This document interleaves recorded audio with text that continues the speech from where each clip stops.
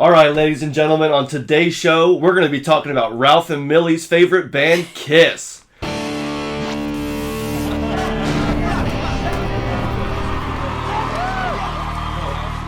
Which means that we're going to be reviewing one of the most loathed and loved Kiss albums, depending on who you are. And that would be Music from the Elder. This has been an episode that we've been excited for all year long. Yes. And I know that some of you guys have also been excited. So thank you so much for joining us here on the Kiss Army Things podcast, episode 118, where, like I said, we're going to be getting into The Elder. How does this sound? Are you excited for this? I know you've been especially excited. Yes, I've been especially looking forward to this for months, ever since you mentioned that we were going to be doing this, so I am ready. Yeah, and of course, we've been kind of doing a lot of album reviews this fall, except... it's album anniversary autumn. Exactly, yes. Except all of those albums have had definitive, we'd say, anniversaries. Right. 35th, 40th, 45th. The Harder Than Hell was the 50th. Yes. The Elder, this is like the 43rd, something like that. I don't know. Who cares? Who cares? But I do believe it is around the same time that The Elder was released. It was released in November. A lot of Kiss fans called this not November, but Novelder. It's something I've heard. I haven't heard that. I've heard that like on the FAQ sometimes. So that's pretty cool. But anyway, so today's episode is going to be all about Music from the Elder. And I thought that there's two ways that we could do this. We could either talk about just the songs, the music, the album itself, get into the story and the lore of it, or we talk about, obviously the effects of the album, the reception of the album, and the legacy that it's had over the last, several decades. But you can't do both, not at least in one. No, that would be a very, very long episode. It would be a very long episode. So what we're going to do is we're going to do a two-part episode. This is going to be part one of our Elder review, where we're just going to stay on the focusing just on the music, the songs, the story, and all of that. Whereas next time will be a more introspective look at the album, talking about it more in context. The sales, the lack thereof, the tour, not happening, and some of all that stuff. We're going to be looking at your guys' comments, so please leave your comments, following along with us as we break down the album, listen to it for yourselves, give it a fresh listen, and let's just get immersed in all things The Elder. I love it. Now, one thing that we talked about was, as opposed to doing, in lieu of a regular Kiss Spotlight, we decided that we would start off by giving our synopsis of The Elder. Yes. How would you describe The Elder? How would you, listener, you viewer, how would you summarize The Elder if you were scrolling on TV and you press the info button? What's the blurb that's going to be on screen? If you were to watch The Elder as a Broadway play, what's on the front of the program, right? Yeah. Like, what's the teaser statement? So I'm going to throw it over to you, Daphne. Give us your The Elder synopsis. Okay, are you ready for this? I'm ready for this. Mine, imagine that this is like a 90s or early 2000s movie trailer with one of those dramatic voices reading this to you. You ready? Sure, yes. In every age, in every time, a hero is born as if by a grand design. A young boy finds himself in a battle with his own identity and with destiny itself. Will he have the courage to surrender to history and restore balance between light and darkness? Or did the Council of Elders make a mistake when declaring him the object of an ancient prophecy? Find out on November 10th in theaters near you.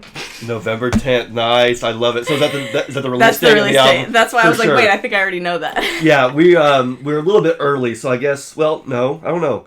I'm not sure when this is going to go up. Maybe think we're right tomorrow. on time. Oh my gosh, it is, isn't it? Yeah, it will come out on November 10th. Okay, for sure. I didn't actually plan that. I thought it'd be a little bit early, a little bit late. Nope, so no, it's actually right on the money. Of course we are. We're always right on the money. Of course. The first album, Harder Than Hell. A lot of the album reviews we do end up going up on the day of, so that's pretty cool. I love your synopsis. Thank you. I thought it was really good. Mine's actually kind of similar in terms of tone. I feel like. Okay, give it to me. But so here's my The Elder synopsis.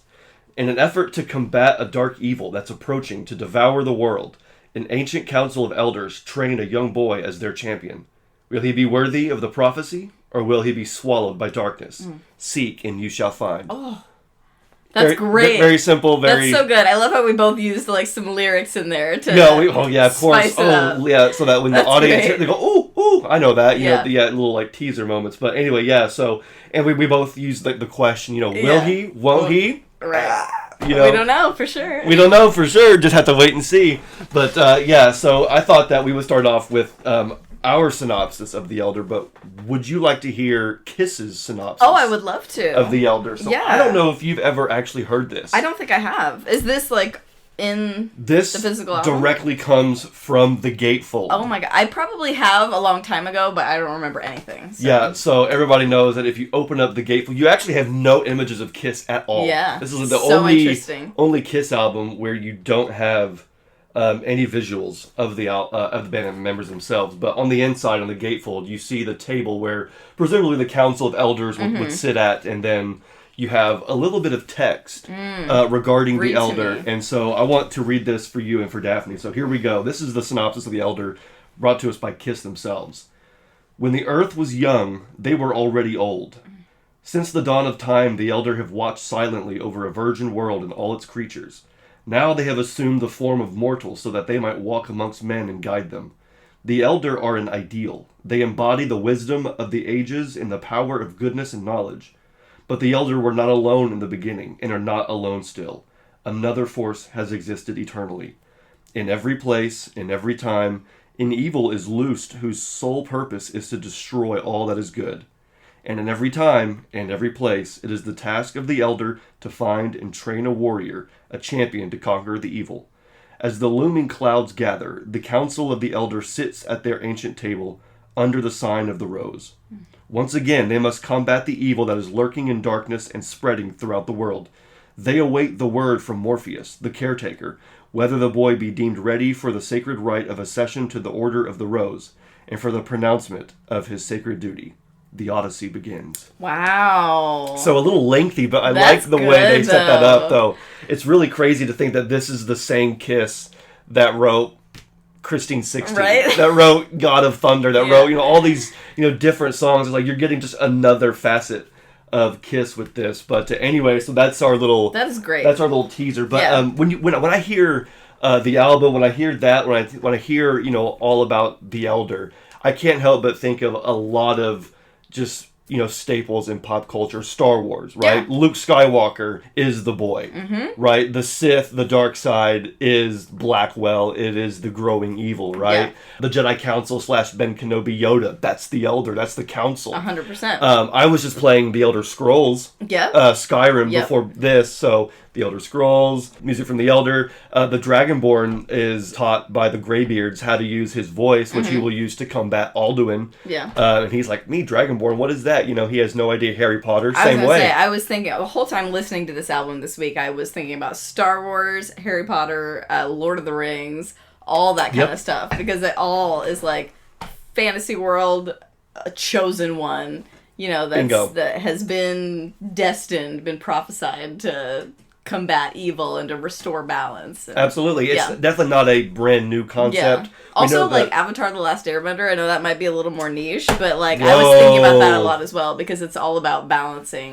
bringing balance to the world. Wow. Very cool. Yeah, so there's plenty of, things in pop culture that kind of already talk about this. Yeah, it's a popular trope. For good reason, though, because it's just classic, good versus evil kind of thing. Yeah, exactly. So when I listen to the album, I just fill it in with whatever I want. Like you said, like Skyrim or Star Wars or whatever it is. So that's the cool thing about this album, is that you kind of just get to use your imagination. Yeah.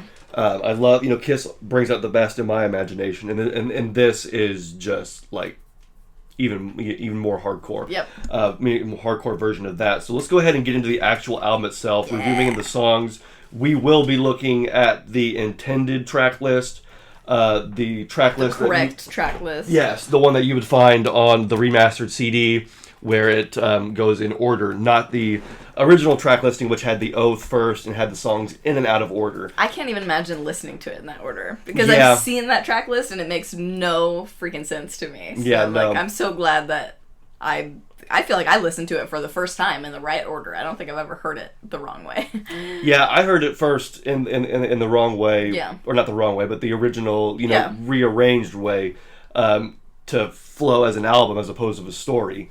But it never made any sense. To me, it feels a lot better this. I think I understand what they were trying to do there, but I think ultimately that was a mistake that Not that if it had been released in the correct order to begin with, that would have made a huge difference, but I think some people maybe would have understood it better. Yeah, and I will go ahead and say this before we get any further. There is nothing that would have made The Elder a smash hit. No. There is nothing in this universe, maybe another universe, the multiverse maybe, but like there is nothing in this universe that would have made The Elder a smash hit and, the album that saved Kiss. It was never going to be like that. So we're not, again, that's not this episode. Right, we'll go into that more next time. episode. This is just the songs. This is just the music. So let's start out with Fanfare, considering that that's the first album that you get on the original or the intended track listing. Yeah. So Fanfare opens up as more of like a interlude that it's opens up. It's like a Broadway overture is basically what it is. And that's why I really enjoy it, because I've said this before, but I really do see this album as like a Broadway musical soundtrack. It's a musical. It is. And you love musicals. Yes, yeah. And so this song just makes perfect sense, because every musical has an overture at the beginning, has a big, instrumental opener that leads you into the story and kind of plays as everything gets set up and as you get introduced to the world, and I think it's perfect. Yeah, I struggle with this one because I agree with everything that you're saying. Yeah. I love that it introduces the album, the way it does. Mm-hmm. It's not going to be a traditional Kiss album. It does grab your attention in that way, but for me, I feel like a lot of the choice of instruments, like I think it starts out with like a flute or something. It starts out with, it's like a Renaissance fair almost. Yes. I feel like I should be at a backwoods Renaissance fair. Yeah, and I feel like Fanfare really works when you're imagining it as a Broadway musical. Yeah. However, if you're imagining it as a rock album, it is weird. You know what I mean? Like, I feel like there could have been a way to do that and still, bring in some electric guitars. Like rockify it a little bit. Yes, 100%. I definitely see that. I think that, once you get into Fanfare, because it's pretty short, it's like, what, 2 minutes, maybe 1 minute, maybe 2 less. minutes? Yeah, it's short. Once you get into it, there are some really, like, low notes, almost like timpani drums, and it gets real low, and then it builds up, and it's like, that's cool, that's good, but in the beginning, it just, do, do, do, do, like, we know that that's going to come back into the album, but when you hear that, as a Kiss fan in 1981, who's used to, Kiss being a certain way, it's like, that's going to throw a lot of people off. It's going to be a little off-putting. And it's going to be a little off-putting. And so, now, I will say that Fanfare was originally the second track on the album. So you would have put in the album, The Oath would have been first, and then Fanfare. That's so weird. So you get this really kickin' rock song, and then Fanfare, which the Fanfare that we get, I think, would really throw things off. See, I honestly feel like if they were going to rearrange it, they should have just taken Fanfare off, because it does not make sense if it's not first, and it's weird. Yeah, it is. Like, it needs, if you're gonna have it, it needs to be first. It needs to be first, and I think that it could have done something like, the beginning of Destroyer did, when Ezrin was working on Destroyer. Yeah. You have the intro of the person, like, at home, getting ready, and then getting in the car, starting the car, driving. And one of the spoken words at the end... That's what I was going to mention, is the spoken words at the end. Sorry, at the end, you get, like, you hear a door close, and then some footsteps that are echoing, so you're like, okay, so it's like in a cave, or in some kind of temple, whatever. You can start to picture things. You don't really get a good, clear picture from Fanfare. And the picture that you do get, again, is like a third-rate Renaissance fair on a 110-degree day, and you're like, I shouldn't have wore this outfit. Where's the nearest porta potty? You know what I mean? Like that's what I get from Fanfare, as opposed to... What I was going to say about the spoken word at the end is, I don't know if this is true, but I read somewhere that originally there was going to be spoken word sections in between the songs. I really wish there would have been. And I feel like if it started, if Fanfare had something like the dialogue that's at the very, very end to, like, actually get you into the story a little bit more and kind of explain to you what's going on, because you really do have to use your imagination and kind of connect the dots with the story on this album. There is a story there. Yes. And if you look hard enough, you can find it. But if there was something to really help you, like, understand what's happening at the beginning more, I think that'd be so cool. I think it would too. And I think you made a good point a minute ago where you're talking about, like, bringing in some electric guitar. I mean, you have Bob Ezrin and Ace Frehley. And I know that Bob was coked up and Ace wasn't invested in this album. Yeah. But even then, you could still have a really cool intro. Yeah. That just brings in this whole idea of the Elder. Which, again, I mean, Fanfare does that, but it's half-baked, I feel like. I agree. I'm so, with that. I would suggest, it needs to be more atmospheric. It felt a little dry. You need more low notes. Make it more ominous. I do like at the very end of it, right before Just a Boy, there's like these voices, and like a creepy like chorus kind of chanting. I can't tell what they're saying. I wonder if that's the council of the Elder. That's as cool. You were. Yes. That's cool, and I wish it wasn't just like really quietly tacked onto the end. No. Like make that a bigger thing. That chanting needs to be present. Yeah. It needs to be there. Yeah, it needs that'd to be be cool. up in the mix. That would be like, whoa, what's that? That it's the Elder. It's the council. It's the Rose. Like that would be cool. See, that would make sense. I really want somebody to like reimagine and remix Fanfare and like add some instruments to it. Add some voices sooner and just like beef it up. I think that'd be really cool. I'll see what I can do. Okay. I'll see if I can put that on my list of never-ending list of KISS projects that are going to take until like 2030 to get to. But anyway, that would be sweet. However, it does kind of nicely segue into Just a Boy. I love the way it flows. One of the most loathed songs in the album. Nobody, which I can see because again, it seems like anti-KISS in a way. But with the Elder, I mean, it kind of fits in with the song, it's part of the story. It is. It really is a part of the story. Like, do we just not like Paul doing falsetto? Like, is that I feel like that's the only thing you could possibly hate about it. And that is the thing that people and Paul himself and the band have talked about, saying when we heard this, we should have just not even done the album. We shouldn't have even just done it.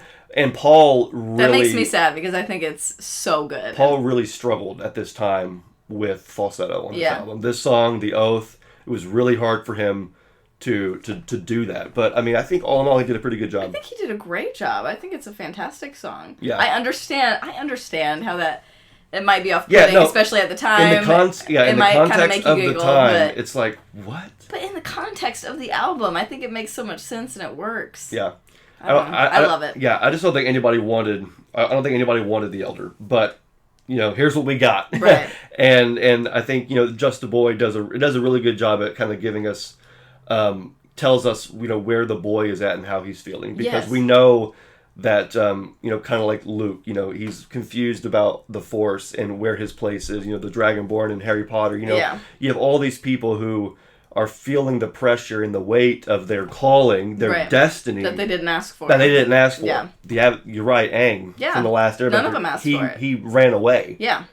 Intentionally, and it was a whole thing. So, yeah, I think this song, you could really apply this song to a lot of those mainstream characters that we all know and love, and it would feel right at home. Yeah, 100%. But yeah, so and I love this song sonically as well. Like even just the beginning, that guitar and like the sparkly, whatever that sparkly sounding percussion is. I don't know what they're called. I don't know if they're chimes or something. I don't know, but it is just so good. I just absolutely love that. You are getting a lot of different instrumentation, kind of like on Destroyer, with Bob Ezrin. It's funny how Destroyer and The Elder are the same in a lot of ways, but one is loved and one is loathed. Like Destroyer, in the beginning, may not have been loved by fans and critics, but it is the most fan and critically acclaimed KISS album to date, probably. Yeah. I would say Destroyer is one of the most critically acclaimed and fan acclaimed Destroyer albums. and Love Gun. Absolutely. 100%. Absolutely. And then you have The Elder, which is the exact opposite. Now, obviously, there is a difference in quality, I think, in terms of like production. There's definitely lesser of a budget on, The Elder. By that time, there really wasn't a budget. It seems like, but Bob Ezrin is still bringing in those extra instrumentation. You're getting strings, and you get your horns, and all that stuff on this album. And so, Just a Boy has all that. And this song, just like Fanfare, both of them are credited to Ezrin and Paul. Yes. So, both of them are Ezrin and Paul. There was a KISS PR statement that was released about Just a Boy, saying the protagonist is feeling exempt from the responsibility of leadership because of his age. Yeah. He's like, why are you guys looking at me? I'm not ready for this. Yeah. But he does say, I'm no hero, but I wish I could be. It's like the The whole point of this Wow. album is that he just doesn't believe in himself yet. Wow. That's the whole point of this album. Is I'm no hero, but I wish I he could does be. want to be. It's not necessarily a reluctant hero. It's just a hero that does not believe in himself. It's a hesitant hero. Yes, and like just one that is insecure and doesn't believe that he's old enough or ready enough or strong enough for this. Yeah.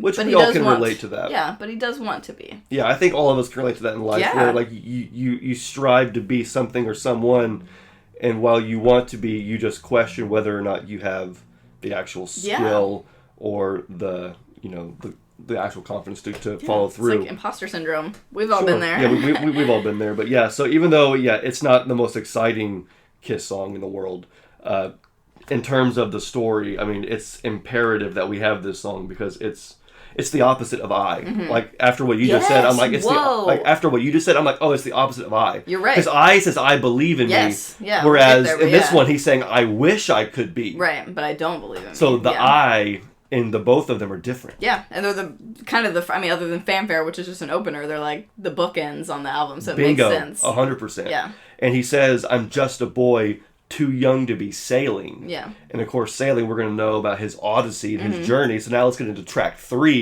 the second song on the album, which is Odyssey.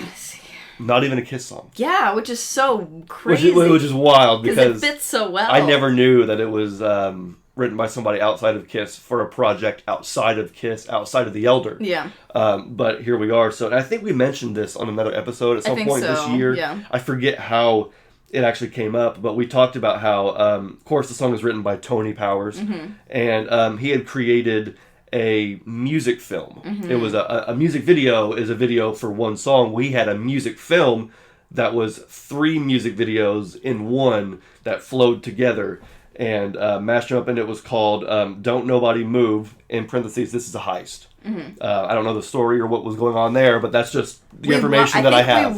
We did watch not a the little whole bit of it. thing, but the Odyssey part of it. Yeah. And it was like... It was great. It was cool. It was weird, just and as cool. I didn't quite understand the context, but it was very captivating and very artistic and creative. Yeah, it was just as cool as Kiss's version. Yeah. Even though, you were removing it from the context of the story, it's still cool. Still a great song. So I don't really know how Kiss got a hold of it, or how Paul or Bob or Gene or whoever got a hold of Tony to get involved in that. But it's still really cool because it's funny how the song is so good and it still somehow fits in with The Elder. I feel like it does. It fits very well thematically and sonically. But I'll be honest, I can't reading it's very poetic. I love the lyrics, but I have a hard time placing them within the story, understanding how it would fit. Do we have any lyrics for The not? Elder? I don't know if we have an Elder lyric sheet, which is kind of a bummer. Is there one in the CD? Is there one in the CD? I will see. It's funny is that I actually just opened this I don't think so. for the first time. It looks very small. It does have the synopsis, but no, it does not have... No, it just has the synopsis, and it has the track listing and the credits. Bummer. But it does not have... No, so I don't really think it fits in with the story necessarily, except for there is going to be a journey in Odyssey. It is otherworldly, and one of the lyrics that stands out is, we are all notes in the music, searching for remembered rhyme. Oh. And I wonder if that might be a thought that the boy is having, where it's like, again, I wish I could be the hero. I wish I could be this glorious, remembered hero, an influence, a leader, something that somebody could look up to. But I think I'm going to fail, and I can't live up to that. So, it doesn't really fit in with the story necessarily, but thematically and sonically, it's awesome. Yeah. It's like it doesn't fit, but it doesn't not fit either. I don't question it, but when I'm really trying to nail the story down, I don't know if it really furthers it much, but it does kind of give you imagery of him, because he was talking about sailing before that. I imagine him that's what I'm saying. Alone on a boat in the stormy storm. sea. Where the ship through the stormy sea. Let me get this real quick. Here it is right here. Ancient Door, a tribute to music. So this we mentioned a bunch of times on the show, but Christopher Boryars and I think a couple others got together and completely re-recorded The Elder as a tribute to The Elder. It's fantastic. From top to bottom. I should have listened to this a little more. Yeah, but me too. You get on the front cover an image of the a ship on the stormy sea. sailing on a stormy sea. Yep. And so the one thing I wish we had more of with The Elder was imagery. Kiss is a very image-based band, and we have almost less than no imagery. I mean, we have the ancient door and the hand of the boy or whoever. Yeah. But and as then far as the table. And the table. That's it, though. But there is nothing. How cool would it be to have Kiss as the Elders themselves dressed in cloaks? Dude! If Kiss had those Phantom of the Park cloaks. They really should have just committed harder to They this. could have made it harder. If they had, like, little pullouts and images of, like, different things. Like, it would have been a lot I think if they would have gone hard and, like, really unapologetically leaned into this being... They didn't seem like they were into it. It seems really like... didn't. And it also, I don't think it was just them either. I'm sure it was also, like... Because whose idea was it to rearrange the track listing? It wasn't the band, was it? Well, kind of. I mean, what happened was, the idea was that there was going to be a movie with this. Yeah. I love how we're still talking about the context, even though we're supposed to save it for next time. Well, it's okay. It's fine. There was supposed to be a movie with this, and then the album would come along as the soundtrack with the movie, but the movie got stuck in development hell. Right. Obviously, an album's going to get made well before a movie is. faster. I mean, look at this. We're still talking about the Shout Out Loud biopic. Yeah. That was a biopic for Netflix back in 2021. Now it's going to be moving to Lionsgate 2025. Yeah, if it possibly, ever comes out. if it ever even comes out. So movies and things like that take forever. They cost way too much money. Most of them don't get Not made. even worth the hassle. They don't even get made. So that was quickly abandoned. And when that was abandoned, that's when the switch happened to say, okay, well, now we can't even think about a story. We can't even think about that. We have to look at this as... We have to look at it just as an album. You know, we have to make it flow as an album now. We can't have half the first half of the album like Just a Boy and Odyssey, and the back half is the Oath and I. We have to put the Oath first and mix everything up so that it half flows like an album. And that's, like you said, one more step where it loses its... Yeah. But that's why I feel like it was seen as weak even as a concept album, even for people that like progressive rock and like concept albums like that. I think that's part of the reason it was seen as a weak one, because they didn't... I feel like the meat is there. They just didn't commit hard enough. It started here, and then with all the things that happened throughout the album, Ace's involvement, the drugs that Bob was on, Gene and Paul starting to realize that this was not the way to go. The movie, and then the track listing, and then you release it, and it's like everything just went downhill. It's crazy to think about what could have been, though. But that's also, I think, what's important about this podcast and the future Kiss Army, is because what we're seeing is a break in the status quo.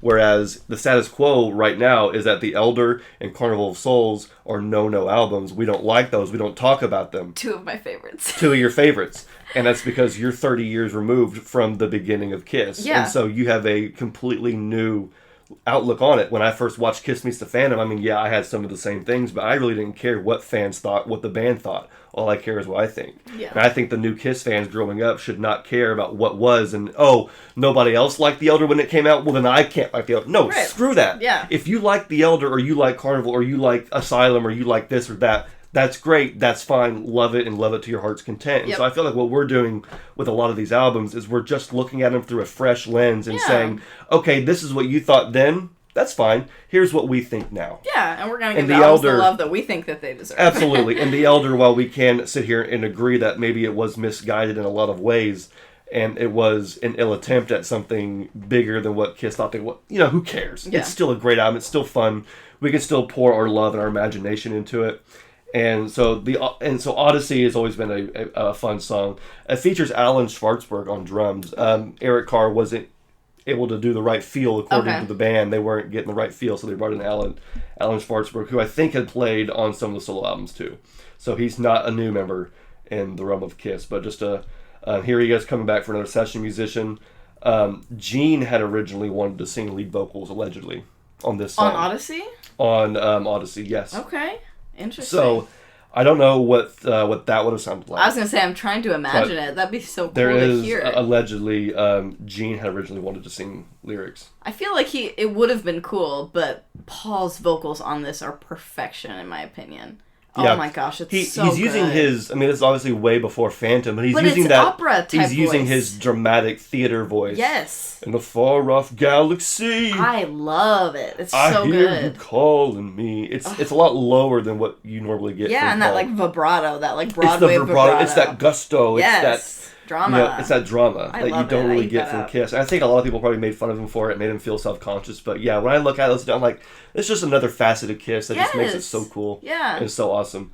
The Kiss PR statement here says, this song represents the hero's knowledge that there is something greater than oneself involved. So that's their way of sort of forcing a square peg into a round hole as far as how it fits into the story. But okay, for sure, there you go.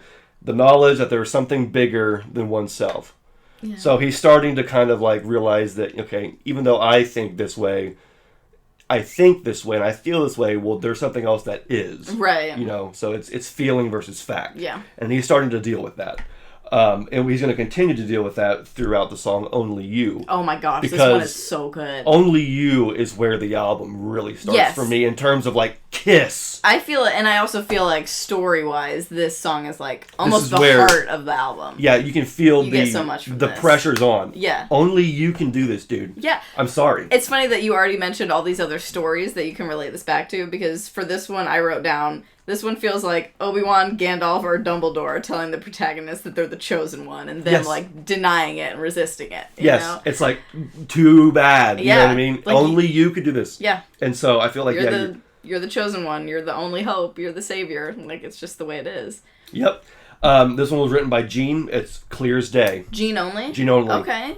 Clear as Day. What a perfect Gene song. I love this one. But we also get the back and forth Gene and Paul vocals when... That's what makes this song... Paul comes in with... crazy. What does he say? I can't believe this is true. Why do I listen to you? Why do I listen to you?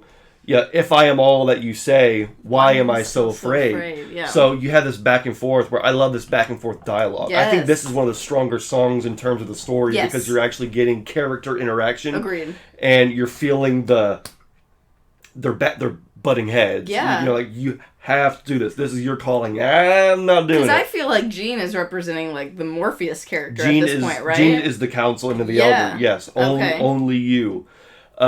But there's the chorus. What does the chorus say? Let me pull it up. I have because some lyrics. Even though we do have a back and forth between the two characters, I feel like the chorus is Genius has the chorus as the "Tell me the secrets." Tell me the secrets. Yes. I wanna know.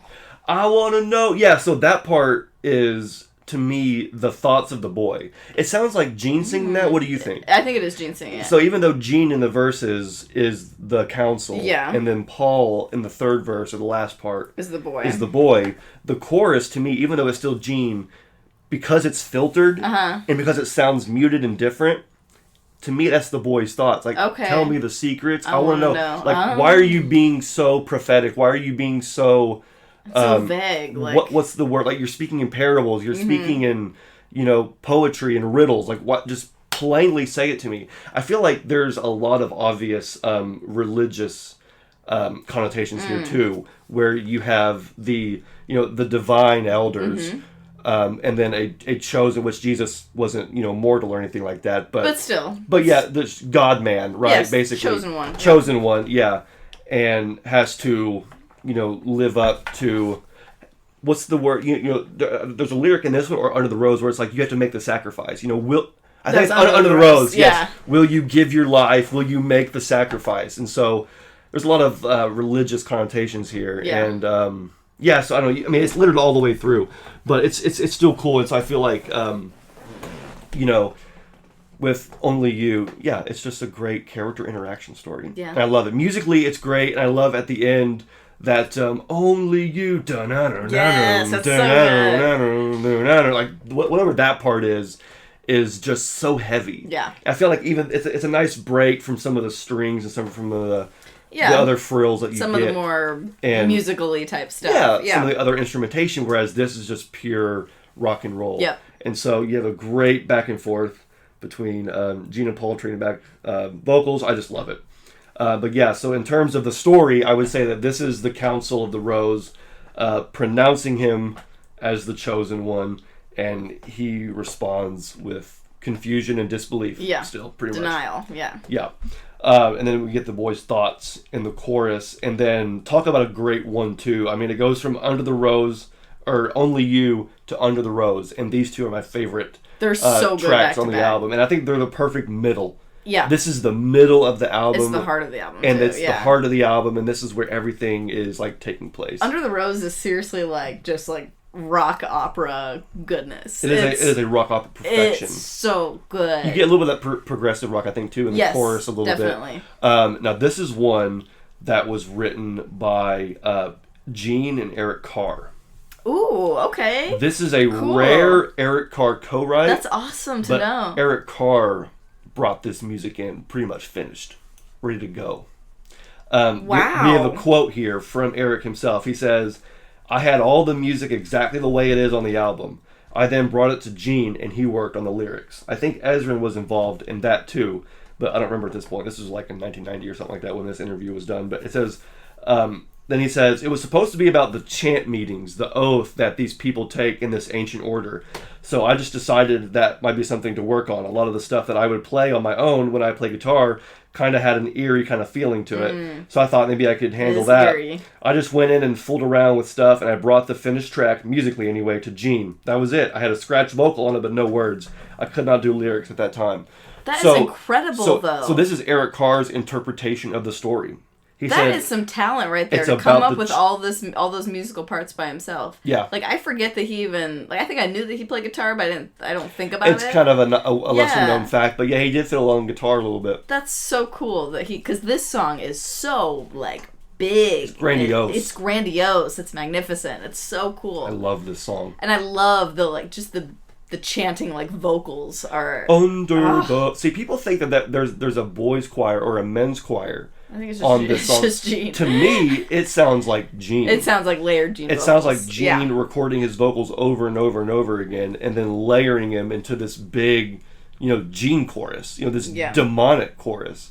But it's also not the demon, because it's supposed to be very holy. Right. So it's the demon using in a holy choir, you know, so it's really weird like that, but Gene pulls it off so well, and it is huge, and it's awesome. I love it. The lyrics of this song are so good, because this to me is like the more intense version of Only You. Yes. Like, it's just so serious. So, and the beginning is not as much. It says, though you may be pure of heart and free of sin, and though you have been chosen to begin, and yet you must be worthy of the prophecy. Seek and you shall find your destiny. But then the chorus, loneliness will haunt you. Yes. Will you sacrifice? Do you take the oath? Will you live your life under the rose? They're basically warning them, like, yes, we've chosen you, but, like... It's gonna suck. It's gonna be terrible. Are you gonna commit to this? Like, it's and he's like, no, I don't want to. You're gonna be lonely, and it's gonna be difficult, and it's gonna be a fight, but...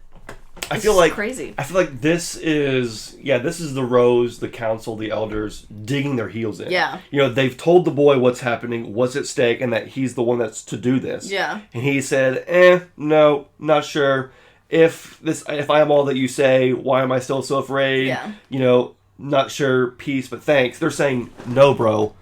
You have to do this. Yeah. This is your destiny, and you will. And so it's your responsibility. They're basically, it's almost like, again, going back to like the religious thing, it's like, the Holy Spirit's conviction. You know what I mean? Right. It's like, it's the Holy Spirit's convicting you. It's, putting this to your face, like holding up a mirror and saying, you have to, you have to go through with this. Yeah. It's basically like, you are the object of the prophecy. So if you don't do this, then... the whole, the balance of light and dark in whatever world we're in is all going to be thrown off. I wonder if it's almost even like, it doesn't matter what you think, this is the prophecy, therefore it's going to happen. Right. So you might as well give in even now. If you're like, no, but your body's moving forward, you're like, I don't want to go. It's like, it's going to happen, so you might as well just do it. Suck it up. Suck it up. You know what I mean? Yeah. It's tough it up. Yeah. And poor so, boy. Again, you're really getting, because Harry Potter probably didn't want to, He didn't want to be the chosen one. He didn't ask to be a Horcrux. No. You know what I mean? It's like, it's just the way it is. It's unfortunate, but, that's your lot in life. And so I feel like Under the Rose is that pushing over the edge moment where it's like, this is going to be your destiny. And they're really laying it on there thick. That it's going to be hard. You are going to struggle, but you will come out on top. Yeah. You will see the other side, and you will be better for it. Yep. The journey is going to suck, but the destination is going to be great. And so, the story's moving right along, and we're getting now into Dark Light. So this is where we're finally starting to hear about the other side of things. Right. We've heard all about the light. Right. I do feel like this is a turning point in the album. Like, yes. It's like, marks the second half to me. It's probably not actually. No, it's track 6. So yes. Okay. Perfect. Out of the 10, 11 songs, Yeah. this is track 6. So it is perfectly halfway in the middle. We've heard all about the light, but now we're getting a sense of this impending darkness. So this dark light, which I love that oxymoron there, because light can't be dark. And dark can't be light. Yeah. But here it is, this dark light. And when I think dark light, I think of the Darksaber. That's exactly from what Star I think Wars. of. Yeah, which I guess you can see in The Mandalorian now. But yeah, that's exactly what I think of. And this one is a song, I think, by Ace. I think it's...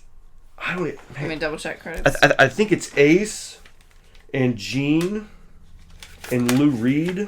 Yeah, Lou Reed is on a couple songs on here. Yeah, this one, Gene, Ace, Anton Fig, and Lou Reed. Yeah, wow. So this one actually stems from... I can't believe Lou Reed is on this album I know, twice. and I want That's fans, so cool. and I want fans to kind of help us out with this, because, like, how did Lou Reed does get anybody involved know in that this? story I of know, him getting involved? I think it was Gene. I think Gene wanted to work with Lou Reed. Do you think they were And friends? I don't think they were, like, friends or anything. That's just so, like... But I two think different worlds to me. It's so cool. It truly is. It feels super weird. I But love it's though. cool, though. It's Yeah. cool, because you get some cool stuff. But this one... Velvet started out... Underground is so not Kiss, though. No, you're right. It's definitely different, but I love the fact that, you have these two, creative people getting together and coming up with something. That's But neat. having said that, we talk about Gene and Lou Reed, but this actually was an Ace and Anton Fig demo. Okay. This was originally a demo called Don't Run. Oh, okay. Which, still kind of thematically fits in with The Elder a little bit. Yeah. But it started out as a demo. Now, whether that demo was meant for The Elder or not, I don't know. But it was called Don't Run. And it was by Ace and Anton Fig, who, of course, we know Ace and Anton were pretty close at this point, having worked on Ace's solo album together. But Gene and Lou Reed tweaked it. They took the demo, they tweaked it to fit the story. Okay. And this would have been, this is the last Ace lead vocal in Kiss until Into the Void. That's crazy. On Psycho Circus. That's wild. But yeah, so basically it's just, we're talking about the approaching darkness. Yeah, it's kind of a vague description of the looming threat, whatever it is. It doesn't really spell much out for us. It does leave a lot for your imagination. What are the lyrics? Because it's like... Look out, because there's something wrong, and you don't know what it is. Watch out, or it's Sodom and Gomorrah, the malevolent order. I love the way he speaks those lines. That's so good. The malevolent order. Right now, before it's much too late. A dark light, a darkness never ending. A darkness, yeah. So eternal darkness. We got that. A dark light, the devil gets his due. Blackwell. A dark night is everywhere descending. A dark light is coming for you. Actually, this says that third line is a dark night is everywhere descending. Yes. I didn't realize it switches. Yeah, dark light and dark night. And then it talks about skies are getting black, getting darker all the time. Yeah. Watch out for the things that you believe in. Interesting. You're going to be attacked and you don't know what it is. Wow.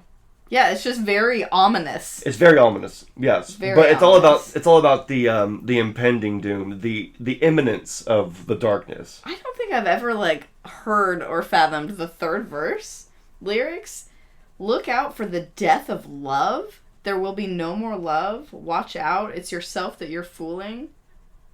Wow. Okay, I remember this part. It's a terrible thing. Such a terrible thing. But I don't remember the death of love. There will be no more love. That's so dark. I don't think I ever thought about that either. No, I've never love. really listened to the third verse apparently. So this is, it's pretty serious. Mm-hmm. So I guess it's probably good that the boy's going to take his oath. Otherwise, we're all screwed. Yeah. So yeah, it's all about the dark light, which will turn everything into a dark night. Yeah. So basically, there will be no more light. The sun will never rise again. No light, no Eternal love. darkness. Yeah. That's terrible. Yeah. Sounds awful. It's Don't a want good to live song. there. This one really grew on me over time. I'll be honest. Yeah, this one's hard to listen to sometimes. It's not my favorite, but it has really grown on me, especially this week, listening to it a lot more. I always kind of felt like Ace's voice just seems so out of place on this album. Yeah. Sometimes it works more, on certain Kiss albums it makes way more sense. It's very rock and roll.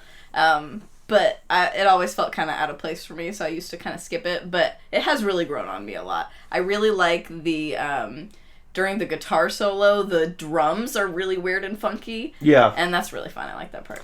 Yeah, and for me, I mean, I agree. I think, Ace's voice is something that's kind of hard to get used to on this song, but when you focus on the lyrics, and for me this time it was the music. Yeah, the music is great. What song were we talking about recently that was just pure Ace? Strange Ways. Yeah. Off of Harder Than Hell. Yeah. Closing track, it was like, this track is just, even though Peter is singing it and it's on the Kiss album, it was written by Ace. You can tell it sounds like it was written by Ace. This is the same one too, where it's like Ace's chord structure or chord placement and his riff structure is just is totally identifiable. It's unmistakable. So unique. It's Ace Frehley. Yeah, very unique. Strange Ways. Even though that was in 74, this one's in 81. Listen to Ace's solo album, it's like all of that is just consistently freaking Ace. Yeah. And it's perfect. So this song, I love the music, love the riff. The solo, unfortunately for me, gets real annoying. Yeah, the solo itself. When he starts going, he's just so obnoxious. I think he's like, that's my last song, it's my last album with the band, who cares? The solo itself I don't love. I just like what the drums are doing. The drums are very interesting. Yeah. And I don't know if that's, I think it is Eric Carr on the drums. Yeah. I think it's rumored that it was Anton Fig on the drums for the final track, but I don't think it is. I think it is Eric Carr. I think Anton may have demoed it, but it definitely is Eric on the drums. But it's still cool to hear, like you said, that the different sounding on the drums. But now we're getting into another emotional aspect of the album, because track 7 is A World Without Heroes. So now that the boy has been roasted basically by the order, he's been put in his place and told what's going to be. Yeah. He has a sense of what the impending doom is, this dark light. Now he's at a crossroads. Yeah. And he's starting to realize that a world without heroes, we know what's going to happen. It's no love, eternal darkness, no light. So here he is kind of at a crossroads. I would say this is his lowest. Yeah. You could say that, Just a Boy was his lowest. But I think that now he's even lower, I would say. Because when he was just a boy, or during Just a Boy, he was just confused and disbelief. Now that he's had his eyes open, and he still doesn't believe, now he's just, I think, at his lowest. And musically, you really hear that in the somber... Oh, it's very melancholy. It's very melancholy. Yeah, it's beautiful, though. I agree, but I almost see this song as maybe... Because Morpheus is supposed to be his caretaker, his mentor, right? Essentially. Yes. I almost feel like, after the order, or the elders have come down on him so hard, I almost feel like this is Morpheus, talking to him one-on-one. And, it's, his plea to the boy to, not as aggressively, but... just in a very profound way, pleading with him to accept his destiny, because this is what the world is going to be like if you don't. That this song is being spoken by Morpheus? That's how I imagine it. So you think that Morpheus is saying to the boy that the world without heroes is no place for me? Yeah, we need you. Need to I never even considered that. That's how I hear it. Let me find it and read some of the lyrics. A world without heroes is like a world without sun. You can't look up to anyone without heroes. And a world without heroes is like a never-ending race, a time without a place, a pointless thing devoid of grace. Who wrote this song? Just Gene? This was, I think it was Gene and Lou Reed. Oh, yeah, you're right. It says Lou Reed, Bob Ezrin, Gene, and Paul. Okay. That's what Gene says. Oh, yeah, I got some info on this one. But go ahead, well, yeah. Because doesn't Paul do the solo on this one? Yes, but it's also Paul's song. Oh, whoa, okay. Well, okay. Paul, okay, so Paul, I'm sorry, I feel like I'm just interrupting your whole thing. I don't need to read the whole thing. So Paul had a demo called Every Little Bit of My Heart that was a little bit more sappier. Mm-hmm. And Paul abandoned it. But Gene liked the melody, because the melody in this song was the melody in Paul's original demo. When Paul abandoned it, Gene said, no, let me take that melody, and me and Lou Reed are going to rewrite it. Wow, that's cool. And then Bob Ezrin came in and obviously helped too.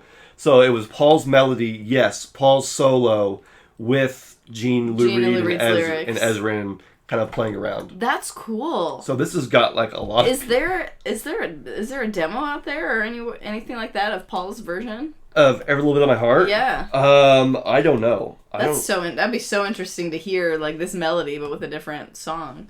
Let me just quickly go to YouTube, I guess, or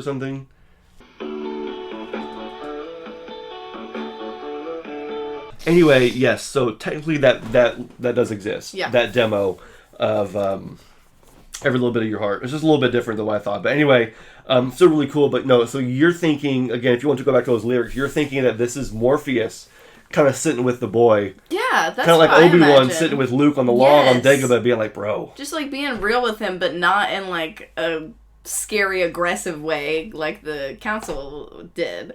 Like that was just like, no, loneliness will haunt you. Will you sacrifice? Will you give your life? It's will like, you die? No, thank you. But I feel like this is, Morpheus sitting down with him, bro. like being real with him, and like explaining the bigger context of like how important this is. Like the world needs heroes, and whether you like it or not, you have been chosen, and we need you. And like even in the music video is Gene singing, right? And like I know it's like cheesy, but he has like the glycerin drop. The tear fall down his face. I feel like it's a very sad like. Obviously, Morpheus is supposed to be, like, pretty old and, like, has seen a lot and been through a lot, and he knows... Like Phil from Hercules. Yeah. I was actually going to mention Hercules. Oh, I'm sorry! Oh, shit, I'm sorry. It's okay. Still do it, though. I will. Still do it, though. I will when it comes. Go ahead. But yes, it's like he's seen a lot, and he knows how bad things will be if the boy does not accept his destiny. And he's like, this is what the world will look like if you don't do this. Damn, and like babe. It's gonna be hard, but like I'll be here for you, like we got this. That's how I see this song. So I don't reject that at all. I don't accept it, but I don't reject it. I love that. Yeah. I never thought about that. So basically you got the boy who's kind of just sitting there, as it were. Yeah. And then Morpheus kind of walks up, sits down and says like, hey, look, man, you know, a world without heroes, this is what it's going to look like. It's no place to be, and it's no place for me. Right.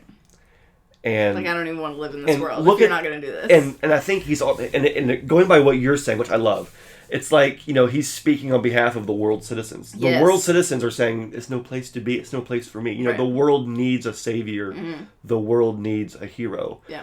And so it's going to be you. Yeah. I like that. Can I tell you what I was kind of thinking though? Because I was kind of thinking about this song too, trying to think about it differently. Because this is the song that I knew before I ever heard The Elder. Right.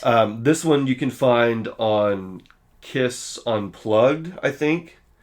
Yes. They played it on some Kiss cruises. So this was one that I think they had played. Oh, they played it on Kiss Alive 4. Oh, wow. Didn't they? With the symphony? Maybe. I don't remember. Or did they not? Or is that Paul just joking? Okay, no, he didn't play. There was a point in this where Paul joked about the Elder. Yeah. And who has the Elder, and Tommy was like, I do. But I don't think they actually played anything from the Elder. But anyway, so but A World Without Heroes was still the one that I knew before hearing the whole album in full. I think there was a piece of it in Kiss Extreme Close Up. Yes. So Jeff and Gemini, we heard that from day one of being Kiss fans. So we always knew about the Elder and knew about the album, even if we hadn't heard it all. But sometimes when you hear a song outside the context of an album, it kind of just stands alone. Yeah. For me, Tears Are Falling is the same way. I will always think of that song as just Tears Are Falling.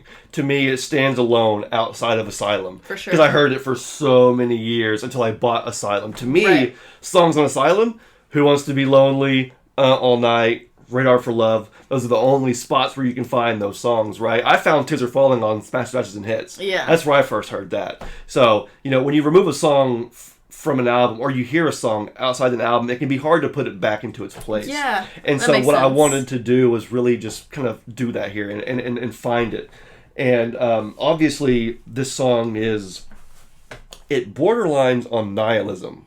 Almost. Yeah. This nihilistic view of life is meaningless and life is pointless. But in this case, it's under a condition. Right. There is hope in there. Yes. If we have a hero. Exactly. Yeah. Because nihilism is religion, meaningless, worldviews, meaningless, morals and ethics, meaningless, consumerism and capitalism, meaningless, birth and death is meaningless. Eating, meaningless, everything meaningless.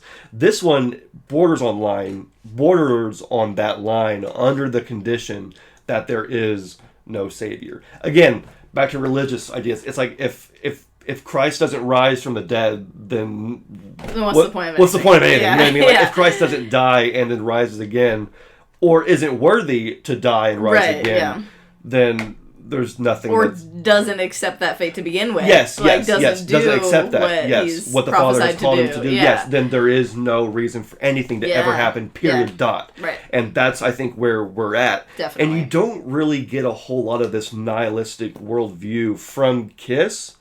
The only other thing I can think of is It Never Goes Away. Yeah. From Carnival of Souls. And I'd say some other songs on Carnival of Souls, too. Some of them, too, but It Never Goes Away really just says, it never ends. There's nothing I can do, and even if I could, and even if I would, it never goes away. Yeah.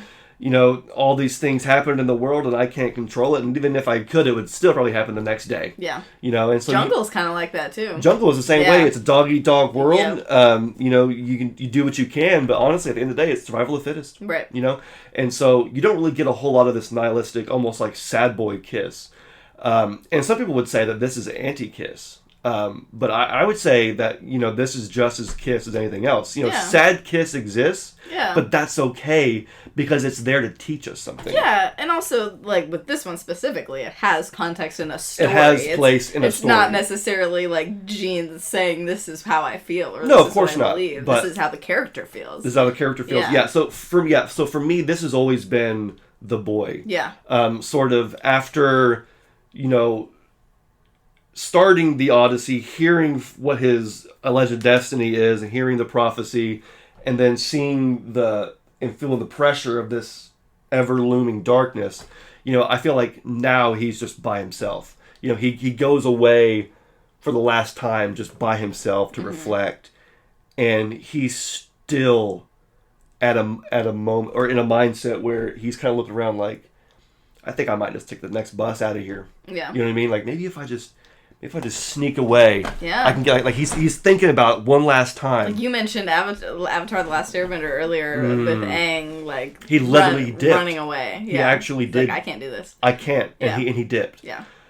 So I feel like the boy is right there too, where he's looking for a moment to escape. He's looking for any excuse to kind of weasel his way out. Mm-hmm. But at the same time, while he's doing that, he's sort of facing the fact that, okay, well, if this doesn't happen, then I'm aware of the consequences now. Yeah. If I do, then we're all screwed, and it's going to be my fault. Right. And so I feel like when you hear him say, a world without heroes is no place to be, it's no place for me, I think it has a different meaning in the end than it does the beginning. Mm-hmm. And this I never even thought about or considered, because at the very end of the song, he says, it's no place to be, it's no place for me. And the song ends and it goes right into the oath. And so for me, I in the car driving, I just stopped and was like, oh my gosh. I wonder if in the beginning of the song, it's the same words. It's no place to be, no place for me. But change the tone. In the beginning, it's no place to be. This world's no place for me. At the end, he says, a world without heroes is no place to be. Yeah, we can't have that. It's no place for me. And so when I gotta do something about when that riff starts for the oath, that's his deciding moment. That's his moment where he says, I'm about to get up and I'm about to be forged in the fire of flames to become fiery hot. Yeah. That's his moment of where it clicks in his mind that it's time to change. Yeah. So I feel like as soon as that song ends and when the riff to the oath starts, that's where his emotions change. That's where his mind changes. And again, according to what you said, maybe it would work both ways. Maybe it's Morpheus saying, hey man, world without heroes, it's no place to be, and it's no place for me. And so when Morpheus gets up and walks away, the boy's left with his own thoughts. I feel like he just sighs and he says, I gotta do it. all right. So it goes right into it. And so I feel like the oath being this, obviously it does actually work as the perfect opener. The oath was the opener to the original album list. This is the intended listing. Well, I believe the first album track listing had the oath as number one, because they were going to make it a single, which it never did get released. I don't think as a single. That's so silly. A World Without Heroes was the only single that was released for the album, I believe, and it didn't really do all that well. It didn't do bad, but it didn't do all that well on the charts anyway. But when I think about the oath opening up a Kiss album, it's like, oh yeah, there's your classic I Stole Your Love, there's your classic Exciter, Kiss album coming opener. in hot. Boom, Rise to it. So perfect. It works perfectly there, but I also think it works 3/4 of the way through the album, think it works better here. where he's actually starting to, I hope this isn't what you were going to say a minute ago, but if it is, go ahead. Okay. Take it away, babe. Yes, so what I was going to say is, because this song is basically how I imagine it is after that talk with Morpheus, him fully committing to training. And to becoming a hero. And when I listen to this song, I imagine the montage in the Disney animated 90s Hercules movie. Yes. Of Hercules training with Phil and going from this scrawny little boy to this big, huge, half god. Yep. And that's exactly what I imagine. Just training so hard every day. Like great? A blade of a sword, I am forged in flame. Fiery hot. I'm sorry, this is one of the best songs Kiss has ever released, and I don't know what you want to say. This is one of the best written Kiss songs ever. It's incredible. Lyrically, it's out of this world. Musically, it packs a punch. It's so freaking I wish good. the production was a little tight, as on the whole album, but I don't even care about the production because the song is so damn good. And you mentioned Hercules, which it's funny because, now that you mentioned that a minute ago, I was starting to talk about this song, and I thought, I wonder if she's mentioned this. That's exactly what because I was while you were thinking about Hercules, I was thinking about Luke on Dagobah. Okay, with Yoda. That makes sense, where too. He runs through the forest, with him on his back. doing flips and all that, so... Finally, putting in the work, putting in the time, getting his hands dirty, sweating it off, getting bulked up. Yeah, that's what I thought. And for me, The Oath, even though for us, it's a 3-minute song, 3 or 4 minute song, for the boy, I think this is like weeks, months. Yeah. It sounds like. Definitely. Because there's a theory among Star Wars fans that even though on screen it seems like Luke is with Yoda on Dagobah for maybe a couple days to a week tops, there are theories that say that Luke is on Dagobah with Yoda training for weeks, months. Wow. And only then goes to actually fight Vader on Bespin, meaning that Leia and Han are on Cloud City for a long time. Interesting. Or the other theory is that time passes differently on Dagobah, and for Luke it's like 3 weeks to a month. That makes sense. Whereas it's only a couple days to us, the viewer, and Han, and Leia and Chewie. So whatever you want to believe, I don't care, it's fine. But visually, yes, I get the same exact thing. The warrior is training, a boy goes in, and suddenly a man returns. That's what you were saying with Hercules. Yes! That's what you were saying. That's why That is exactly what is perfect. It's perfect. It's perfect. This song is flawless. This song is a masterpiece. It gets me so pumped and so excited. And I can't help but just that riff is infectious. Like da na na na na na na na na na. And on the Kiss Cruise when they did this, because we like to watch that clip from the Kiss Cruise like 2013 or whatever when they play this, and it was like, oh my gosh, talk about a treat. I bet everybody in that audience on the Kiss Cruise that night was flipping out because just again, what a fantastic song. You actually get some real double bass from Eric Carr. Eric Singer absolutely nailed it live because you can actually hear it in the mix. I wish it was a little bit more up in the mix. Definitely. But you have blistering riffs. You have incredible lyrics. Insane lyrics. Can I read some of these lyrics? Please. Now compelled by something that I cannot see. There's a religious aspect. I go forth surrendering to history. What? Read the chorus. Your glory, I swear I'll ride for thee. Your power, I trust it walks with me. Your servant, I am and ever shall I be. It's like he has... This is the full, complete... Yes. He's finally committed, and he's finally, like realized how... I don't know, how important this is. And I feel like he's talking to the elders, like the Council of the Elders, when he says, your power, I know that you'll be with me and that your power is going to get me through this. Yes. It's so cool because they're like the deities. He's confessing his faith. Yes! He's professing his faith. And it's literally the exact opposite of what he was saying before. If I am all that you say, why am I still so afraid? And so now he's not afraid. He's taking the oath. He is, will you live your life under the rose? He says, yes, I'm taking the oath. Yeah, and that chorus, I feel like, is the oath. Now that you say that, your glory, I swear I'll ride for... your glory... That is the oath. Yes. Wow. That is the oath. He says, I swear, I trust. Yes, your servant I am, and ever shall I be. That is the oath. I never, fully grasped that the chorus is the oath that he is taking. The cover, I have come to an ancient door, lost in the mist. I've been there 100 times or more, pounding my fists. That... I've gives got me chills. It I've gives got me chills right now just because, again, this is not the kind of thing you get from Kiss. It's so good. Kiss is the baby, I could use a meal room service. Do you get what you feel?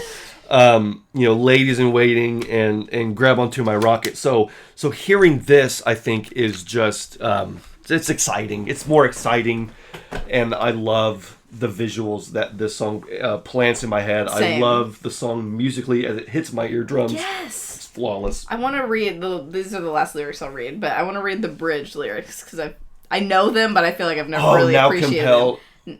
No, we already did that. Oh yeah. But the bridge says, "I gave my word and gained a key. I gave my heart and I set it free. There's no turning back from this Odyssey." Good callback. Because I feel so alive suddenly, and I wonder, is this really me? He's like, I have come into my own. And I look back at who I was a few months ago. I'm a new person. Because he's a man now. Wow. I want to say, so cool. Can I say something I thought of that is just kind of out of context, but we forgot to mention earlier? Oh, sure, absolutely, please. I don't know how I forgot to mention this. In Only You, it's kind of just a little thing, but another thing that makes this so cohesive as a kind of a musical type of thing to me is towards the end of Only You, that Just a Boy melody comes back. Right. Yeah. Yes, it's a reprise. It might a couple other times on the album, I'm not sure, but that's the one that I remember. Oh, it's definitely. Yeah. Bum, bum, bum, and you know what's cool about that? What? Because you're right, because before that part right there is the lyrics are in every age, in every time, a hero is born, as if by a grand design. Who's the hero? Dun, dun, dun, dun. Yes, the boy. That's them telling you. The boy. It's the question and the answer. It's the who or the what and the who. And it's flawless. So good. It's really cool. And I think that's lost a lot. And it was on me for many years. Yeah. Only in the last couple years did I think you actually mention, that's a cool reprise from I was like, I know that boy. melody. And I was like, yeah, you're right. What? I always knew that, but never even thought to put it right and place it where it's supposed to be. But yeah, so the story, even though it is, disjointed in some ways, and the story was completely muddled with the original track listing. Yeah.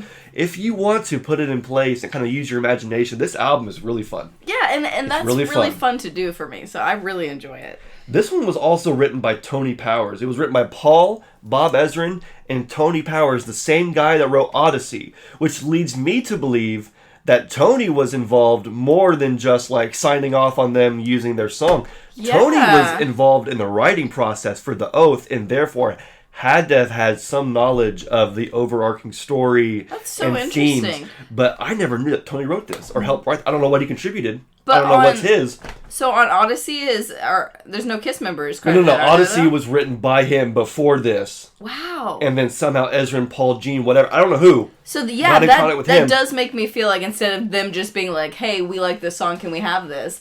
They were like, they actually got him involved. And he maybe he came in to help co-write that one and was like, hey, I have a song that actually might fit really well on this album. I would ask any Kiss fans out there if you have any knowledge on of Tony Powers or that how connection. Tony got involved with both the Odyssey or with both Odyssey and The Oath. Please let us know. Our sign died. I think the batteries were dead. R.I.P. So we'll have to try and fix those next episode. But let us in the comments. It's a dark light. It's a dark light. Sorry. That was pretty good. I mean, I didn't think of it, so I'm glad you did. The Oath, I love it. It's great. Let us know in the comments if you have anything else. I can't say enough about it. It's perfect. Track number 9, though, one of my absolute favorites on the track, Mr. Blackwell. So this whole time, we've known that there is a dark evil. Yeah. We know it's looming, it's coming, it's approaching. We know its goal is to engulf everything and swallow it all whole eternally, but we don't know who that is. Yeah. And so finally now it has a name. Blackwell. That's the demon or the entity that is the opposite of the elders. You have the council and you have Blackwell. And in my mind, I like to think that Blackwell was part of the council. Is an elder. What was an elder, full of goodness and benevolence, and then defacted. Whoa, and it's became giving evil. Lucifer. It's giving Lucifer. It's giving Slytherin. It's giving Darth Vader. Exactly. It's defecting. It's a defection. You know, so I feel like you have the Council of the Elders, and then you have one who has stranded. What's up? No, go ahead. Finish your sentence. And then just gave me a good thought. in the song, he says, we'll drink to sorrow and we'll drink to waste. We'll drink a toast to the inhuman race. The use of "we" sounds like Blackwell, has amassed a cult following, like of Death Eaters, if you will. Like Blackwell's Voldemort, almost. And then this cult of Inhumans is the cult that does his bidding and supports his evil will, if you will. I like that because in the synopsis that you read to me from inside the album, at least I think it was in there, or maybe it was in another statement they gave about the album. Didn't they say something about the Elder are technically formless, but they've come to Earth and then given in the form of mortals bodies, yeah. So I feel like it's the same way with Mr. Blackwell. Like Mr. Blackwell is just this dark entity, but has come into human or whatever form as Mr. Blackwell. Because I feel like this song took me a while to wrap my head around, because when I thought of Mr. Blackwell, I'm picturing some low tier Batman villain or something with a bowler hat, like Mr. Blackwell. Doesn't sound that serious to me.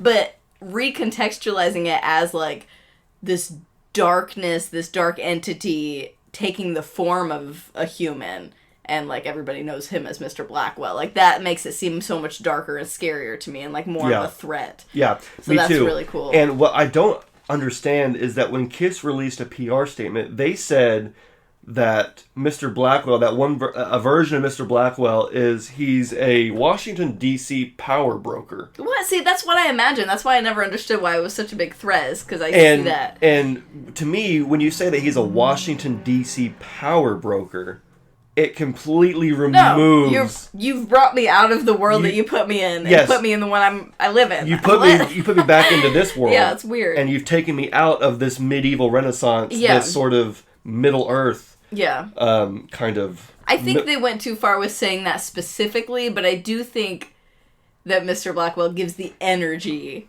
of a DC power broker. Maybe the form, maybe the form that he's assumed. Yes. Is the mortal that he's assumed is the form of a DC power broker. Yeah, that's still too specific to the real world. To me, it did not. Yeah, that's too specific to the real world, but I still understand. I understand what they were going for, I think. Yeah. I think Blackwell, in and of himself, is a formless... Yes. Evil. Yes. More of a demonic entity. Yes, agreed. 100%. More of an inhuman. But then the form that he has taken is that of a, DC power broker.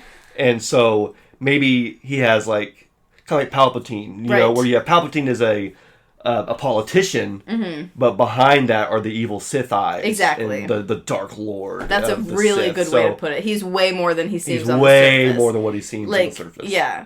First you think, he's a good guy, but then you're like, oh, he's a corrupt politician, but he's still worse than that. Yeah.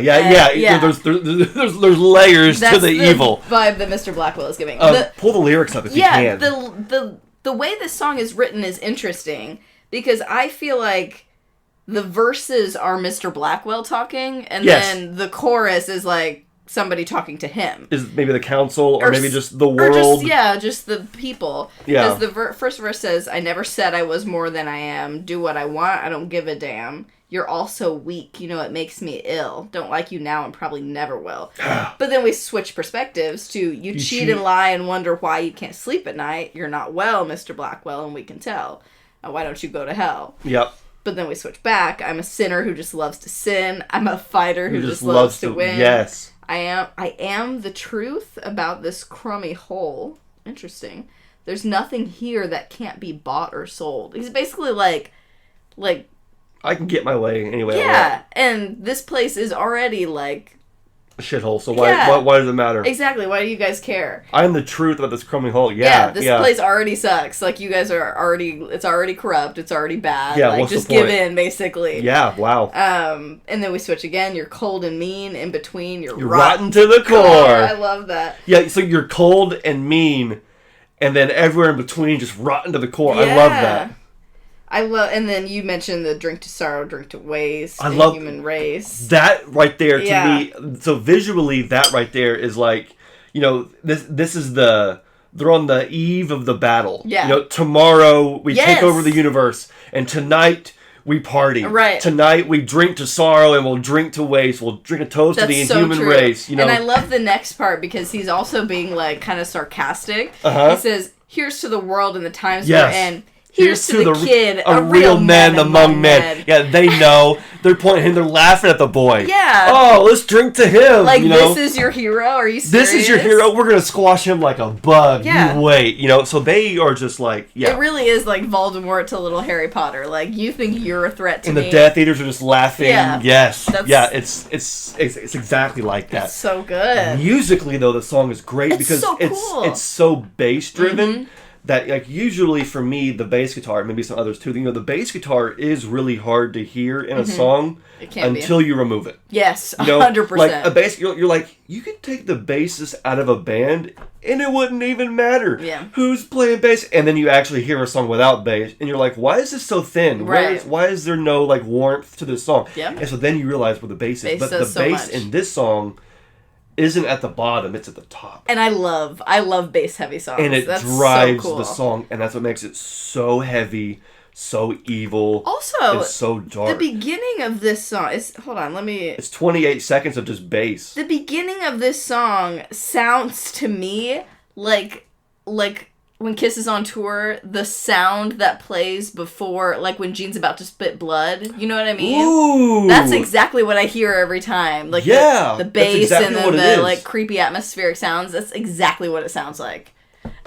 That is cool. Yeah. That's exactly right. Yes, I think that Blackwell almost like exudes that blood solo. Yeah, he is he is like a demon. He is the demon. He is the Blackwell. The Blackwell is the Elder's version of the demon. There's a part of Gene or the demon that is Blackwell. Still there. That's really cool. Yeah. I like that idea because you're right. Yeah, the beginning was always fun for me because like it's so quiet and ominous, and that you either put your ear to the speaker, or you turn the volume up thinking it's gonna be quiet. And then it just punches you. Yep. I never said I was more than... Then you back away from the speaker, you turn it back down, and, it's just like Blackwell coming out at you, you know? It's very sudden, and it's almost like frightening if you aren't expecting it. So, this song, I think, packs a punch, and it's really always been one of my favorites on the album. See, it hasn't been for me, but it has grown on me so much. Like, this has probably been the biggest grower for me, because I don't feel like I cared as much for this song on the first few listens, but now it is one of my favorites. Yeah, it's so good. It's for another Gene Lou Reed, baby. I mean, it's so crazy. This is the other Lou Reed one? Yeah. Okay, that's so cool. And this one, as soon as it ends immediately. It goes right into Escape from the Island. Yes. Which is the only other Kiss instrumental in history of Kiss, other than Love Theme from Kiss on the first album. Yeah. You only have two, well, I guess you could count Car Jam. Are we counting Fanfare? It's not really Kiss, though. Yeah, I was going to say, I don't know. It has the band name Kiss on it, but it does, but it's mostly Paul and I think Ezra. I don't know. I mean, that one you can debate, but as far as like actual songs, instrumentals, the band playing, Escape from the Island and Love Theme from Kiss are the only ones that you have, unless you wanted to count Car Jam, 81, which was more just Eric Carr with a Bruce Kulick overdub on Ace's guitar. But either way, still, Escape from Island is great. I just can't help but think that we're missing something in between. Yes, definitely. Because I feel like... Escape from what island? What? Yeah, I feel like the island to me is Blackwell's island. I know. I feel like we're missing the fight. We're missing the battle itself. Yes, because we have the boy becoming a man and, like, getting battle ready, and then we meet Blackwell and hear all his threats and stuff. And then all of a sudden we're escaping the island. Like, what happened in between? I mean, there should have been a song in between. Yeah. Or potentially this is where there was a very informative spoken word section that was taken out. Which I would love. I would love a version of this album that has that. So, this just happened in the moment. Okay. So let's solve this in the moment, right? Okay, so in my mind, the island has always been Blackwell's island. Okay. Where they're saying we'll drink to sorrow. There's an island that exists somewhere where it's just like it's all just evil. The evil people. It's the evil realm. You know what I mean? It's there's nothing good there, and so they're there, and they think that they're bringing the fight to the world, to the boy, to the elder. Yeah. But what ends up happening is the boy gets to him first. And wipes them all out because he's the singular before one. they even he's him. come to before they everybody even else. Yeah. So to me, it seems like it's a sudden attack. Yes. Where they're saying, we'll drink the sorrow. Here's to the boy, a real kid among men. And as soon as the song ends, they're ambushed. Yeah. And you actually hear an air raid sound, the horn. That's true. You hear an air raid. So sound the alarms. We're under attack. We weren't ready. We're drinking. We're we don't even have our armor on. We're drunk. Yeah. We're drunk. We're caught off guard. Yeah. And so the whole part of the first half of Escape from the Island is the battle. Right. Okay. Because it's very upbeat, intense. Like that's the part where the fight is happening, and he's dropping them. He's just running through, dun dun dun dun, Hercules, just Hercules and everything. And then once it gets to the part where it's bum ba-dum bum, ba-dum bum bum bum, that's him actually escaping. And the guitar down, that's him actually like escaping the island. Everything's on fire. Right. Everything is falling. He has to escape before he dies. So I feel like I like that. We're getting 2 in 1. Yeah. Whereas the first half is the battle, and then that second part where things are a little bit more, shuffly and a little bit more. What's the word? Like a little more hushed.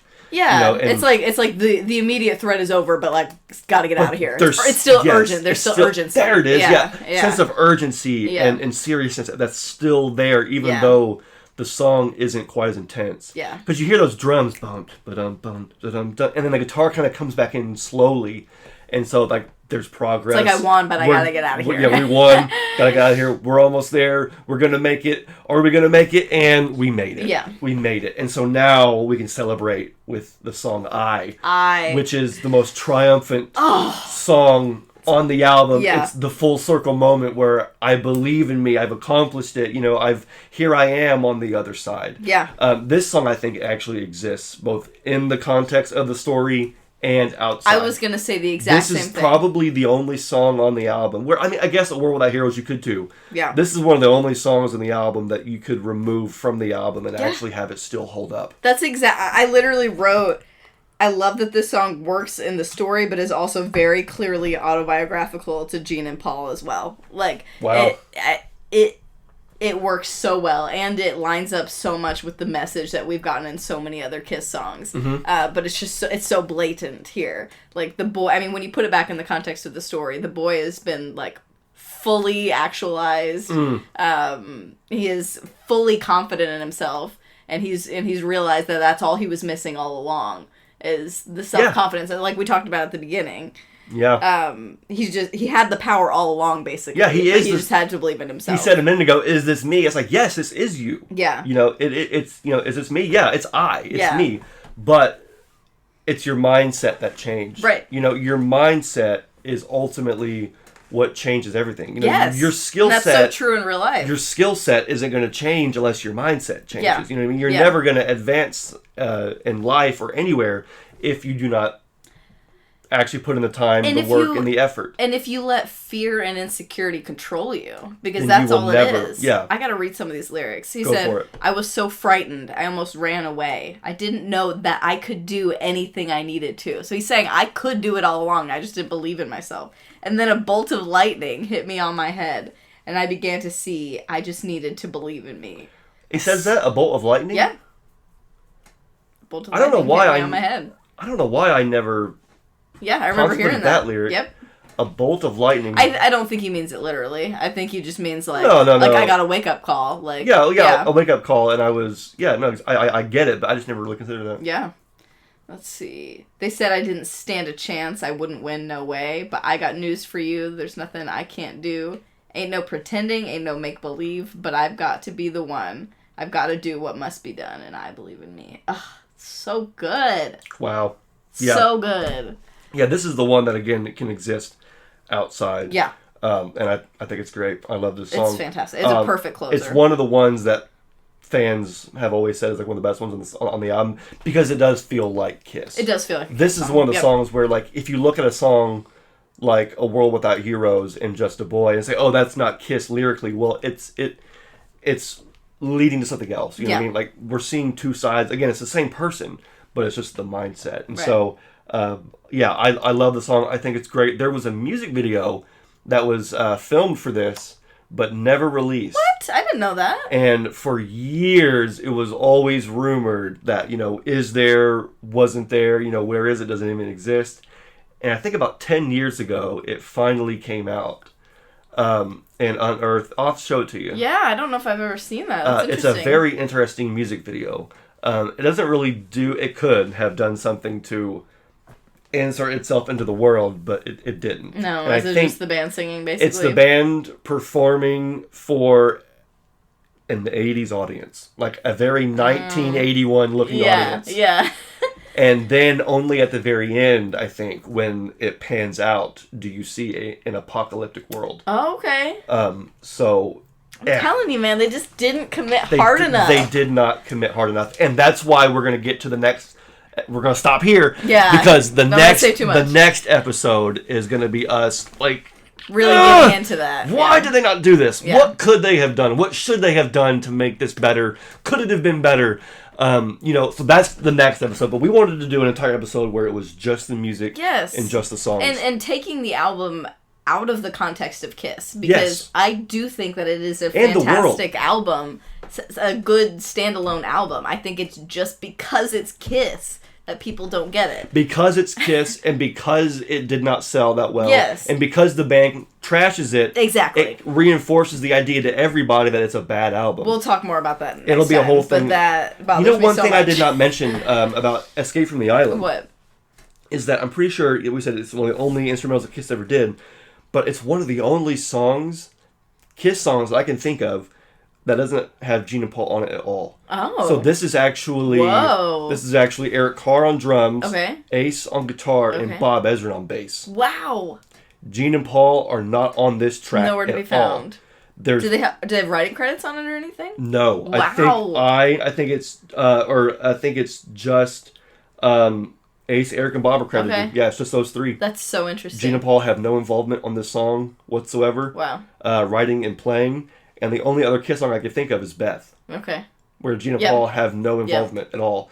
Maybe there are some more, but as far as just like no involvement as far as writing or playing. Like Gene and Paul are on almost every song. Yeah. Not that one. That's very interesting. Pretty wild. But yeah, like you said, we wanted to just look at the music, just look at the songs, just look at the story. We didn't want to get bogged down by any charts and music reviews, critics, reception, and even Gene and Paul themselves and their comments. I think this album, what we did here, it deserved to just be what it was. Yeah. And so I want to ask everybody out there to please, in the comments, leave us your thoughts on The Elder, the music, the songs, and what you thought they could have done differently, because we're going to read some of your guys' comments on the next episode to kind of help kind of move the conversation along. So thank you guys for watching as of right now. I am going to get to a collector's corner real quick. The next time I'm going to show some Elder stuff. Nice. Elder vinyl. You do have your Elder shirt on today. Oh, I don't know if anybody can see it, but I better go ahead and show you guys this, because when the Elder did celebrate 40 years a couple years ago, KOL did a merch drop for it, anniversary merch drop. I love that shirt. And this was the shirt that when I saw it, I immediately had to add it. The Japanese, that's so good. Yes, A, Japanese, B, colors, but really what it was the members themselves.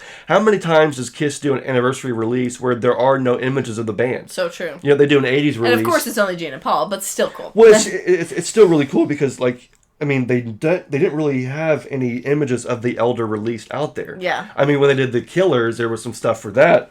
But here you're actually seeing Paul with the bandana. Yeah. You can tell Gene doesn't have his little tuff at the top. You can see the actual Elder outfit. So this shirt was very important that I get. I love it. And the blue is just so good. You don't have any other Kiss shirts that are like that. That bright blue is so unique. The Japanese, I have no other shirts, seen no other shirts that have Paul and Gene like this from the Elder. I got Eric Carr on my necklace, so this is just an all Elder vibe right now. I don't have any Elder shirts, but I did make sure to wear the one shirt I have that at least has this lineup with Eric and Ace. That shirt, I think, is great. Now, where'd you get that from? We got it this year. I say we bought it online. I think it was on Kiss Army Warehouse. Was it Army Warehouse or Kiss Museum before it closed? No, I can't remember. I think it was Kiss Army Warehouse. It's a great looking shirt. We were kind of talking about how I hadn't gotten a new Kiss shirt in a while, and I don't. Some of my old ones either don't fit or I don't like them as much. And so, yeah, we were just scrolling to see what we could find, and I was like, that one. Aircar, Ace, Unmasked. The image is so cool. The stars are so cool. I love it. Yeah, so it's not Elder, but it's the second lineup. Yeah. It's like 1 year off. I love that shirt. It's so awesome. The brown, the colors in that one's cool too, because brown and yellow, you don't really see. Yeah, but it works. Like like if I was working for a kids t-shirt company or whatever, and they said, yeah, we want one with brown and yellow, I would say you're fired. Yeah, I'd be like, that's ugly. That's but ugly. It's not. It's cute. But if they came in with that, I'd be like, you're hired again. Yeah. That's sick. That's dope. Love that. So now this shirt, I will say, unfortunately, is a burlap sack. It's getting better, though, over time. Is it getting better? I think it is. Because it's so thick. That kind of shirt, like, it sucks for the first couple of years, but you really do have to just wear it and wash it and wear it and wash it, and it will be the perfect texture eventually. Yeah, it is super thick. It is super warm, but I guess right now with the weather being as cold as it is, it's kind of cold in this house, so it's keeping me nice and warm. But anyway, like I said, I'm going to show some more Elder stuff as far as, like, vinyl next time. I only have one thing to show today for the Collector's Corner, and so I'm going to go ahead and open that up right now. I've got my trusty Kiss knife here. Of course. And let's go ahead and bust into this box. You can see large. that it's a large box. This is an import. This came to us from across the pond. I have been looking for this for, I'll just be honest, weeks, okay? I've been through blistering deserts, or blistering winds and scorching deserts. No. But I have been waiting for this for weeks. I've been looking for this because this is actually a 2024 item. I don't know if I told you about this or not. Maybe I did, but just bear with me here as I struggle to get this out. Oh my gosh, it looks so cool. I knew you wanted this, but I don't think I knew you finally found it. So I've been looking for this. Yes. This is the Destroyer 2024 beer glass and tin set. Wow. You can see this right here. It is absolutely stunning. incredible looking. So I'm looking for the magic. Yes, there it is. 2024 Kiss catalog. Under license to Bravado Merchandising. It's not Live Nation or anything like that. Interesting. I wonder if there's a new deal going on. But either way, here you are. The shouted out loud Kiss Destroyer Craft Lager, brewed in the UK. This comes to us from across the pond. I'm sorry, this packaging? This packaging is great. It's top tier. I have been looking for this like, since it came out, which again, I know it's just this shiny. year. Wow. Yeah. Sorry. No, you're good. I've been looking for this since it came out because 2024 has been, as far as the merchandise goes, we've had several of the anniversary releases. Okay, cool, fine, that's cool if you just want your regular blah blah blah stuff. But I'm always looking for the other stuff that's coming out. We've had the Dynasty shot glasses, the 2024 Funko figures. This is the only other piece of Kiss merch that has been released outside of the KOL anniversary merch that I can think of. Awesome. There's been a couple things from Bradford Exchange, but I don't buy from them, and so this was something that I needed to have. That's very cool because it's got the craft lager in there, but it also has a Kiss branded pint glass in there. That is so neat. Yeah, and when I was looking all over for these, I could not find any up there so we can see it. The ones I found were auctions. They were being auctioned off. You also found some that were, like, empty. Open it up. Is it empty? I don't know. That's a good question because, obviously... Actually, it might be because I feel like it maybe would be heavier. You cannot mail alcohol. It probably is empty. All the other ones, look the at glass. that right there. Very cool. It's got to be empty, right? I didn't really think about that. No, it's full. Really? It's full. I'm just gonna fingers crossed. It is full. Am I taking it out? Yeah, you're good. So you're not supposed to ship alcohol across the seas, and so all the other ones, if it don't come out, it don't come out. It's fine. Don't break it, please. I'm not breaking it. But so all the ones that I found were A, for auction, B, really expensive to buy, expensive to ship, and they were empty. This one... I'm not going to pull it all the way out, but this one very, very was appropriately priced, expensive shipping, but it's full. It's complete. Okay, let me see it. I want to hold it because this, like I said, super cool. Let me see the mug. This is tall. What a tall boy. It's a pint glass. Yeah, buddy, but I like that. Very cool. Kiss logo, very simple there. Yeah, I may just have to look at this whenever I see what the deal was. Yeah, there's just a lot of extra plastic. A lot of pieces. extra well, I mean, that's good though. So there you go. Protected. That's Kiss, awesome. the influential American rock band, renowned for their theatrical live performances featuring pyro and elaborate. Their album Destroyer contains some of the band's most iconic songs. Cool. Yeah, no, very cool. There it is. Kiss, Destroyer, Craft Lager Beer. I want to see more stuff like this. Yes. Not necessarily alcohol per se, although if they do want to do that, that's fine, because the Kiss Cold Gin that Jeb brought over, and we did the Kiss cocktail. That was so good. That was so awesome. That was so fun.